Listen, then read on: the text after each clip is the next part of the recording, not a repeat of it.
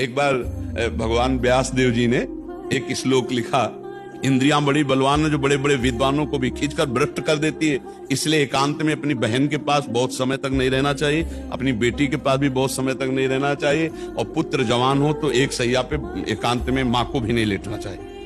तो जैमिनी जी बड़े ऋषि हैं, तो उनका प्रभु ऐसा कैसे हो सकता है कि विद्वान है वो और जानता है मेरी बहन है और बेटी है, पवित्र भाव, तो वो ऐसा कैसे कर सकता है?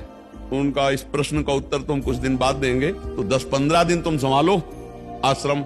उसी शाम को हल्की सी वर्षा होने लगी। भगवान है व्यास देव जी, संध्या का समय, 16 वर्ष की अवस्था धारण की, तो जैमिनी जी के पास आई और कहा, भगवान रात्रि का समय आने वाला है, बड़ा भयावह है, मैं अपना घर भूल गई हूँ, आज रात्रि अपने आश्रम में आप जगह दे देंगे क्या? उनका नहीं, गुरुदेव बाहर गए हुए हैं और सख्त आदेश है, ब्रह्मचारियों का स्थान है, या स्त्री प्रवेश निषेध। प्रभु स्त्री की बात नहीं है, मैं आपकी शरण में हूँ।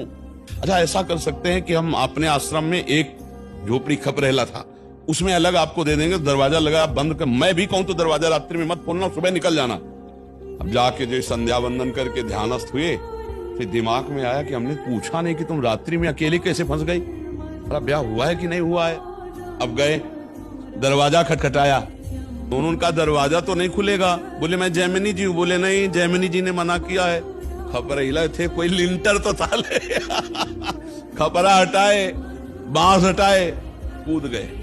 देखा तो वो सुंदर रूप देख के मुग्ध हो गए। अब सब पूछना भूल गए कि तुम कहां से आई हो, क्या कुछ नहीं पूछा। तुम्हारा ब्याह हुआ है? नहीं। तो तुम ब्याह कर सकती हो? हाँ, हमसे कर सकती हो। बोले आप जैसा ऋषि मिले तो फिर क्या कहला, ब्याह तो कर ही लेगी।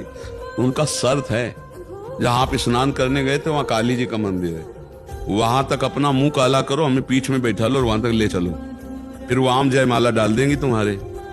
सोचा अंधेरे का मामला है। बोले ठीक है। काम कितना प्रबल होता है, मुंह काला किया, बीच में बैठा ला, घुटने के बल चले। जब वहां पहुंचे तो 2 थप्पड़ मारे। उन्होंने देखा तो भगवान